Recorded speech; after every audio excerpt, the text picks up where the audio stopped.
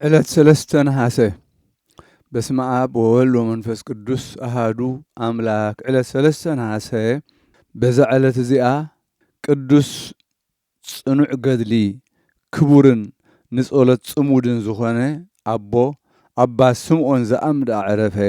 እዚ ቅዱስ እዚ ካብ ደሴት ሶርያ እዩ። ወዲ 7 ዓመት ምስ ኮነ ኣቦኡ ሓላዋ ባጊዕ ገበሮ። ኩሉ ግዜ ከዓ ናብ ቤተ ክርስቲያን እናኸደ ቅዱሳት መጻሕፍቲ ይሰምዕ ነበረ። ብድሕሪ እዚ ናይ ጎይታና ኢየሱስ ክርስቶስ ጸጋ ሃወኸቶሞ ናብ ሓደ ደብሪ ኸይዱ መንኮሰ። ኣብኡ ከዓ ብትግሃት እናተጋደለ ንነዊሕ ዓመታት ተቐመጠ። መሬትን ሓሙኽሽትን ኣብ ርእሱ እናተሸከመ ንነፍሱ ብጾም ብጸሎት ብጽምኢ ብዙሕ ይቐጽዓ ነበረ። ከምኡውን ኣብ ሕቝኡ ገመድ ኣሰረ እሞ ናብ ውሽጢ ስጋኡ ኣትዩ ክሳብ ቆሲሉ ሕማቕ ጨና ዘውፅእ ኮነ። እቶም ማሕበር ኣሕዋት ድማ ኩሎም ብኡ ሓዘኑ። በቲ ጨና ቆስሉ ድማ ፈንፈንዎ። ናብቲ ኣበምኔት ተኣኪቦም ድማ ነዚ ካባና እንተዘየውፂእካዮ ንሕና ኩልና ክንገድፈካ ኢና በልዎ። እቲ ኣበምኔት ከዓ እንታይ ገይሩ እንተበሎም ጸዋዓዮ ዝገበሮ ርአ በልዎ። ኣበምኔት ንቅዱስ ስምዖን ጸውዖ እሞ ኣብ ቅድሚኡ ደው ምስ በለ ደምን መግልን ተሓዋዊሱ ክሳብ እግሩ ክውሕዝ ረአዮ። ነቲ ኣበምኔት ከዓ መሊሱ ገረሞ። ክዳኑ ቀሊዑ እንተረኣየ እቲ ሓብሊ ወይ እቲ ገመድ ኣብቲ ስጋኡ ጠሊቑ ረአዮ። ሽዑ ተቖጢዑ ስለምንታይ ከምዚ ክትገብር ደፈርካ በሎ። ሽዑ ነቲ ሓብሊ ብብዙሕ ጻዕሪ ካብ ስጋኡ ኣውፅእዎ። መድሃኒት እናገበሩ ከዓ እቲ ቁስሉ ክሳብ ዝሓዊ 50 መዓልቲ ገበሩ።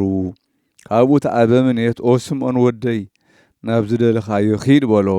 ንሱ ከዓ ካብኣቶም ከይዱ ኣብ ሓደ ደረቕ በዓት ተኣትዩ ምሰትማንን ዕንቅርቢትን ተቐመጠ። እቲ ኣበምኔት ከዓ ብለይቲ ንስምዖን ባርያይ ንምንታይ ሰጒኳዮ ዝብል ራእይ ረአየ። ሕጂ ከዓ ድለዮ ምለሶ ኣብ መዓልቲ ፍርዲ ካባኻ ንሱ ይሓይሽ ንሱ ይበልጽ እዩ ኢሉ ንኣባ ስምዖን ካብቲ ገዳም ብምውፃኡ ገሰጾ። ንሱ ምድሪ ምስ ወግሐ ብዛዕባ ኣባ ስምዖን እቲ ዝረአዮን ከም ዝገሰጾን ነቶም ኣሕዋት ነገሮም። ንሳቶም ከዓ ምስ ሰምዑ ሰንበዱ ሓዘኑውን። እቲ ኣበምኔት ከዓ ኺዱ እሞ ኣብ ኩሉ ቦታ ድለይዎ። ከይረኸብኩሞ ናባይ ከይትምለሱ በሎም። ከይዶም ሓተቱ ደለይዎ ኣይረኸብዎን። ከዓ ዳሓር ግና ናብ ሓደ በዓት ተኣትዮም መብራህቲ ብሪሆም እንተደለይዎ ምስቶም ኣትማንን ዕንቅርቢትን ኣብቲ ጉድጓድ ረአይዎ። ዝብላዕ ኮነ ስተ ዘይብሉ ረኸብዎ። ገመድ ሰዲዶም ኣውፅእዎ እሞ ምስኦም ከዓ ወሰድዎ።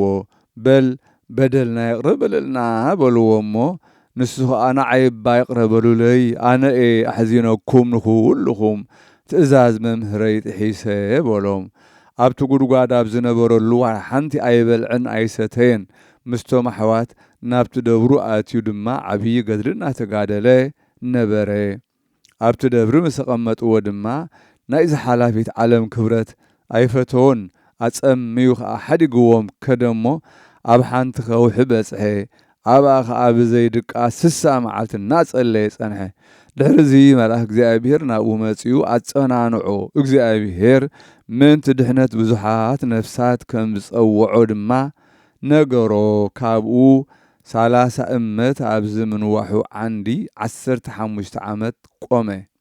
ኣብኡ ኮይኑ ድማ ብዙሕ ተኣምራትን መንክራትን ዓብዪ ፈውስን እናገበረ ነቶም ናብኡ ዝመፁ ሕሙማት ከዓ የሕውዮም ነበረ። ኣቦኡ ደልዩ ኣይረኸቦን። ከይረኣዮ ከዓ ሞተ። ኣዲኡ ከዓ ድሕሪ ብዙሕ ዓመታት ወሪኡ ሰምዐት። ኣብቲ ዓንዲ ቆይሙ ከሎ ናብኡ በጽሐት። ብዙሕ በኽያ ከዓ ኣብ እግሪ እቲ ዓንዲ ደቀሰት። እዚ ቅዱስ ከዓ ገለ ጽቡቕ ነገር ክገብረላ ንእግዚኣብሔር ለመነ። እግዚአብሔር ከዓ ልማኖኡ ሰሚዑ ኣብቲ እግሪ ዓንዲ ደቂሳ ኸላ ነፍሳ ወሰደ እሞ ኣብኡ ተቐብረት። ሰይጣን ከዓ ቀኒኡ ኣብ እግሩ ዓብዪ ዝብጠት ዓብዪ ማህረም ተሃረሞ። በታ ሓንቲ እግሩ ድማ ብዙሕ ዓመታት ቆመ። እቲ እግሩ ቆሲሉ ክሳብ ዝሕስኽ ኣብ እግሪ ዓንዲ ሓሰኻ ይወድቕ ነበረ ሓደ ሓለቓ ሸፋቱ ናብኡ መጺኡ ብኡ ተነስሑ ንሓያሎ መዓልታት ተቐመጠ እሞ ኣብኡ መይቱ ከዓ ናብ ህይወት ዘለኣለም ኣተወ ድሕሪ እዚ ብዛዕባ እቶም ናብኡ ዝመፁ ጽምኢ ማይ ከየሸግሮም ናብ ጎይታና ኢየሱስ ክርስቶስ ምስጋና ንዑ ይኹን ለመነ ሽዑ ካብ እግሪ ዓንዲ ማይ ፈልፈለ ካብኡ ድማ ናብ ካልእ ዝነውሐ ዓንዲ ገዓዘ ኣብኡ ከዓ 30 ዓመት ቆመ ከምዚ ኢሉ ተጋድሎኡ ምስ ፈጸመ ንብዙሓት ከሓድትን ኣረማውያንን ናብ እምነት ክርስቶስ ምስጋና ንዑ ይኹን ምስ መለሶም ናብቲ ዝፈትዎ እግዚኣብሔር ገዓዘ ንብዙሓት ምሂሩ ኣልባስ ምንኩስና ኣልበሶም ከም መላእኽቲ ድማ ገበሮም ካብ ብዙሕ ድኻም ኣዕሪፉ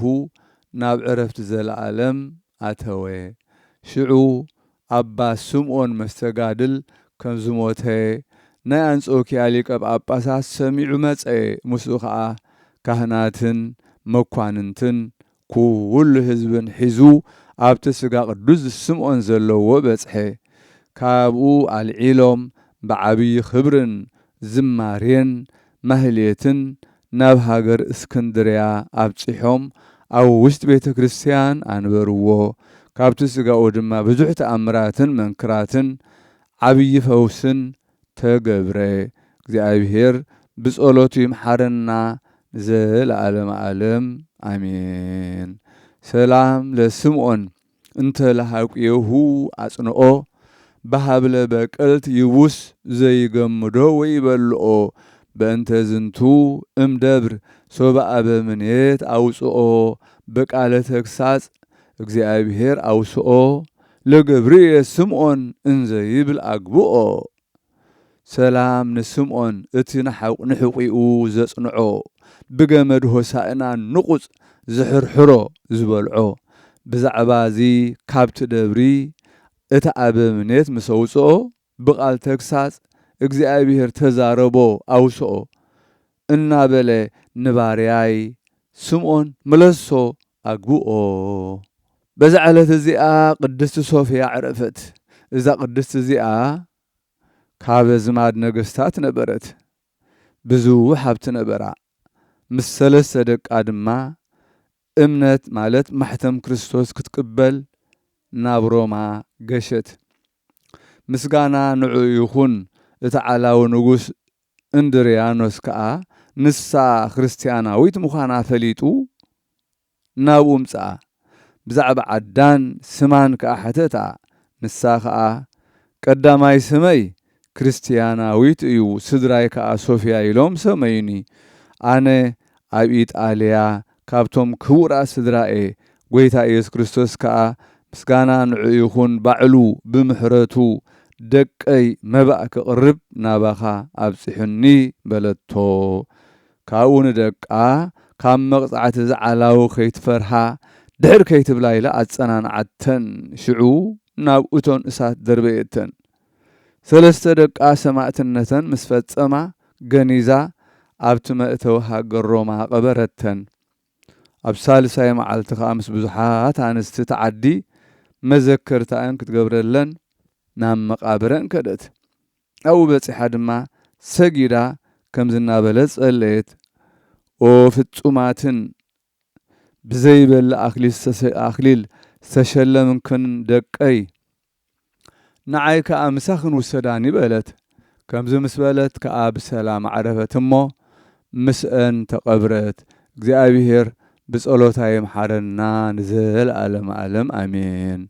ሰላም ለሶፍያ እንተ አንዴት ርእሳ መንግሥተ ሰማያት አብዲራ እምነ ምድራዊት ንግሳ ተስካረ ደቂቃ ሰላስ ወአኮ 30 ድህረ ገብረት ዮም በዘይት መጦ ማሕሰሳ እግዚአብሔር ይፈጽም ተመጠወ ነፍሳ ሰላም ንሶፍያ ንዘድከየት ርእሳ መንግሥተ ሰማያት መሪጻ ካብ ምድራዊት ንግሳ መዘከርታ ደቃ 3 ዘይኮና 30 ምስ ገበረት ሎሚ ንኽትቅበል ድልየታ ማሕሰሳ እግዚአብሔር ክፍጽመላ ተቐበለ ነፍሳ ሰላም ለመሰጋድል መርቆሬዎስ እስከነ ስጋሁ አውአዩ አምሳለ ዕፅ ይቡስ ሀበይ ደፍንዎ ሎቱ ከመ አለቦ መንፈስ ወሰዱ ስጋሁ ውስተ መቃብር ሐዲስ ዲበ ዘባኖሙ ለቶራት ሰላስ። ሰላም ነተጋዳላይ መርቆሬዎስ ስጋኡ ክሳብ ዘንደድዎ ከም ዕንፀይቲ ንቑፅ ይቡስ ንዕኡ ኣብ ዝቐብርዎ ዘለበሞ መንፈስ ስጋኡ ወሰድዎ ናብ መቃብር ሓዲስ ኣብ ዝባኖም ተጾይሩ ንቶራት ሰላስ።